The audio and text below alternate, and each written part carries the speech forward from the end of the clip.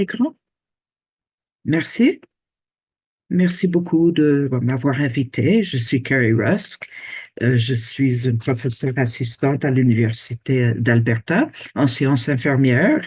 Je vous joins un territoire non cédé euh, des peuples d'Aînés écrits et je viens avec de l'expérience en santé des femmes et dans l'appui dans une clinique gynécologique où on offrait des conseils à des personnes qui cherchaient à subir des avortements. Et c'est ça mon expérience dans ce sujet. Alors, je voudrais parler aujourd'hui de euh, comment l'enseignement des soins d'avortement pourrait être intégré d'une perspective d'enseignement par concept. Alors, il y a une définition de l'éducation par concept qui est une compréhension en profondeur de la façon de la façon de transférer des idées d'un domaine à l'autre. Et ce qu'on fait ici, un programme d'études basé sur les concepts se concentre sur des concepts et d'établir des connexions entre des concepts interreliés. Ça évite d'enseigner les sujets spécifiques. L'idée, c'est d'introduire des concepts assez tôt dans un programme d'études et de retenir ces concepts ou même de les réenseigner. C'est une façon d'intégrer les sujets euh, qu'ils apprennent dans le programme d'études tous les jours. Les apprenants et les enseignants peuvent articuler ces concepts au début en deux ou trois mots et ça permet de rappeler aux étudiants le concept. Et pourquoi est-ce que nous, on a adopté cette approche à l'Université d'Alberta et on a reconnu la valeur de cette approche et nous avons vu que il y a une façon d'intégrer toutes les connaissances et de suivre toutes les avances technologiques. Donc, on avait besoin des concepts de base pour confronter tous les changements au niveau des connaissances et de technologie. Et nous voulions enseigner à nos étudiants comment penser, de développer une pensée critique et de pouvoir traduire l'information. Il y a encore une espèce d'éparpillement des connaissances, même dans notre approche par concept. Mais depuis 2 ans, on a vu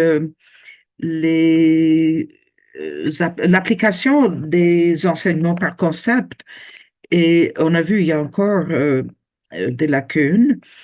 Nous travaillons encore, nous travaillons à incorporer encore toutes ces compétences qui nous ont été recommandées. Et je pense une bonne façon de faire ça, c'est l'enseignement par concept. Alors, comment ça commence, un enseignement par concept? On commence par des thèmes. Vous pouvez voir les thèmes, de quoi ils ont l'air. La première catégorie, c'est les soins de santé pour les récipients, les receveurs de euh, soins de santé. Après ça, on passe au concept de la santé et de la maladie. Et nous avons 36 indicateurs ici. Ensuite, on passe aux concepts qui soutiennent euh, les soins de santé prodigués par les professionnels, les infirmières. Et on aborde toujours la signification des concepts dans chaque cas. Ici, j'ai inclus un survol pour que vous voyez un peu la carte de ces concepts. Alors, quand on étudie ces concepts qu'on a développés par rapport aux compétences qu'on a développées, je voulais voir quel lien direct peut exister entre les concepts et les compétences. Donc, on a la première compétence de appliquer les connaissances cliniques. Et ce qu'on voit clairement, c'est que le concept primaire, ce serait la contraception et le jugement clinique aussi. Et si vous avez un cours dans votre programme sur l'obstétrique, vous pouvez appliquer cette compétence appliquée par l'approche de concept. Et toujours en termes d'accès à l'avortement. Et le deuxième, c'est dans l'appliquer des stratégies de communication. Ça, c'est la compétence et ça s'applique à la coordination des soins et à l'éthique aussi. On peut dire les soins sexuels, ça inclut l'identité de genre. Et dans un programme d'études, on peut développer vous pouvez développer vos propres concepts. Et donc, nous avons vu des différences entre les concepts développés aux États-Unis et au Canada. On sait qu'il faut les adapter. Et quand on passe maintenant à la troisième compétence de collaborer avec les membres de l'équipe interprofessionnelle, pour que la patiente reçoive des soins d'avortement adéquats et il y aurait des opportunités de encadrer ces compétences à l'intérieur des concepts de formation qu'ils doivent retenir à travers le programme d'études. Et le quatrième compétence, d'adhérer aux normes de pratique infirmière, le champ d'exercice. Et le cinquième compétence, de fournir des soins de santé sexuelle et reproductive. On voit un peu de répétition entre ces compétences. Émilie l'a mentionné aussi, et que ces concepts sont effectivement interrelationnés, interreliés, et on voit ça dans cette répétition. Et quand on regarde le survol de l'histoire, c'est la sixième compétence de fournir l'aperçu de l'histoire des soins d'avortement au Canada. Donc, j'ai répété un peu les mêmes compétences que vous avez déjà, mais il y a des cas particuliers. Il y a des événements de santé qui ne sont peut-être pas mentionnés dans les compétences. Maintenant, quand j'ai voulu relier l'enseignement par compétences au, l'enseignement des concepts aux compétences et comment j'applique l'enseignement par concept aux compétences dans un programme d'études. C'est une carte préliminaire de la façon que les compétences sont interreliées. Et quelle serait ma prochaine étape pour les relier? Comment le faire? On peut le faire dans des laboratoires et dans des conférences. Et cela a été réduit à une cours de 3 semaines.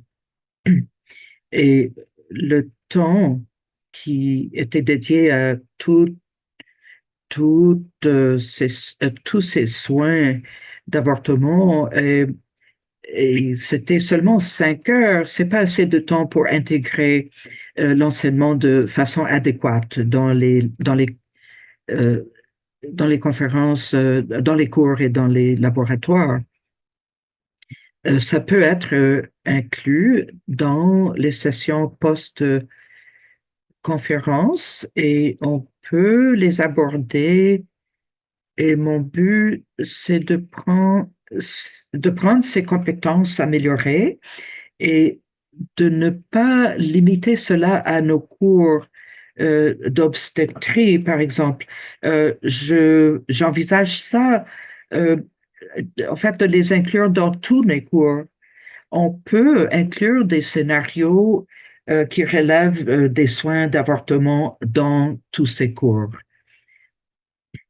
Et quand je parle de communication et éthique et l'identité professionnelle, c'est une opportunité au sujet des soins d'avortement. Et voilà, c'est une référence qui élabore qu'est-ce que c'est l'enseignement par concept dans un programme d'études. On donne des lignes directrices, une structure, et je pensais que ça pouvait vous aider à comprendre un peu comment c'est appliqué dans le programme d'études. Alors, j'identifierai que les concepts, par exemple, le jugement clinique, si je l'introduis dans un discours sur la grossesse en général, je j'irai après pour euh, les éléments factuels qui sont reliés à ce sujet de la grossesse. Vous comprenez que j'ai pas beaucoup de temps dans ce type de cours. Et donc, au début, on mettrait plus le focus sur les concepts dans ce cours. Et ici, dans un laboratoire, je vais peut-être enseigner comment on aborde les tests de grossesse, mais on peut intégrer une conversation sur les soins d'avortement dans ce type de laboratoire. Donc, c'est le genre de compétences que je pourrais appliquer euh, dans mon enseignement basé sur les concepts. Si on regarde les compétences qui concernent la déontologie, je peux intégrer aussi le sujet des soins d'avortement quand on parle de déontologie, qui est situé dans les 2 premières années du premier cycle. Et on peut parler aussi du maintien de confidentialité, c'est certain, c'est une autre compétence où je peux introduire le sujet des soins d'avortement. On pourrait aussi parler des études de cas et par exemple une étude de cas euh, aux 2e année de premier cycle quand on parle par exemple de l'objection de conscience. C'est une opportunité d'introduire le sujet de l'avortement.